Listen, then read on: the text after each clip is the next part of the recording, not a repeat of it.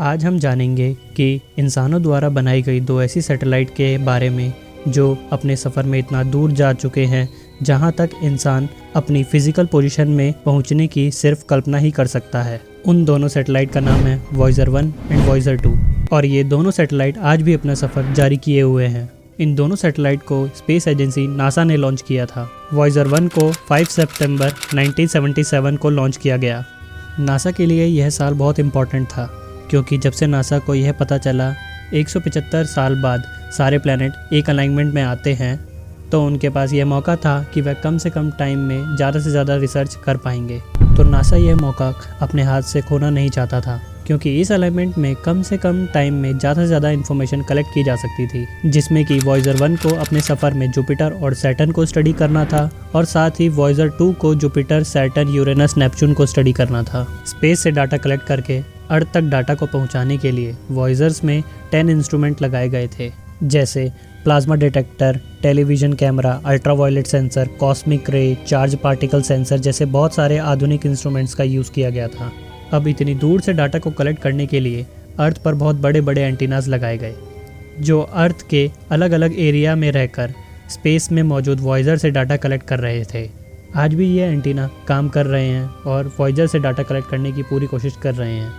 Voyager ने space में मौजूद प्लैनेट की इतनी डिटेल इमेज भेजी कि हमारे साइंटिस्ट काफ़ी हैरान रह गए, जैसे जुपिटर की यह फ़ोटो और साथ ही उसके मून की फ़ोटो। वॉयेजर 1 जिसने 5 मार्च 1979 को जुपिटर और 12 नवंबर 1980 को सैटर्न को फ्लाई बाय करते हुए अपने सफ़र में आगे निकल गया।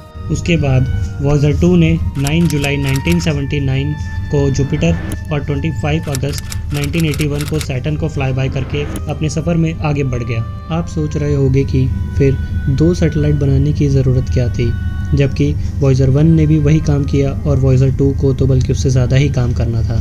बात यह है कि वॉयेजर 1 ने दोनों प्लैनेट को मैक्रो लेवल पर स्टडी किया और वहीं वॉयेजर 2 ने माइक्रो लेवल पर स्टडी करके डिटेल्स को प्रोवाइड किया।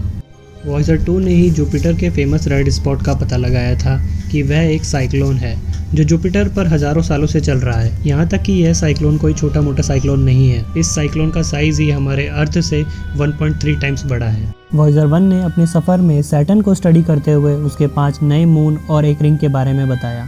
वॉयेजर 1 की स्टडी से हमारे साइंटिस्ट की बहुत सारी थ्योरी भी गलत साबित हुई। हमारे साइंटिस्ट जिन मून को इनएक्टिव मान रहे थे, एक्चुअल में वो मून एक्टिव थे।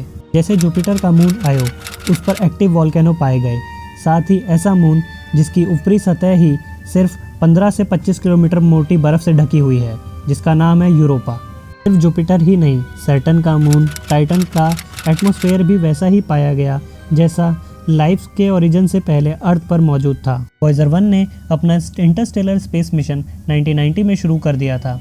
अब जब वॉयेजर 1 एक इंटरस्टेलर स्पेस में जा रहा था तो साइंटिस्टों ने उसके कुछ पार्ट्स को बंद कर दिया ताकि वह अपनी मेमोरी और पावर को बचा सके।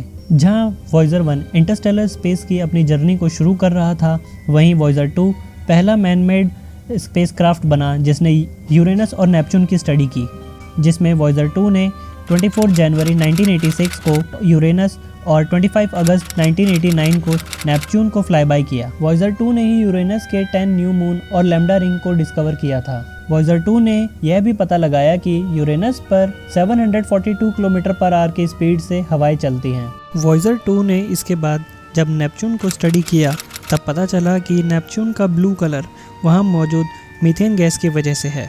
नेपच्यून प्लैनेट के 47 डिग्री टिल्ट होने का पता भी हमें वॉयेजर 2 ने ही लगाया था।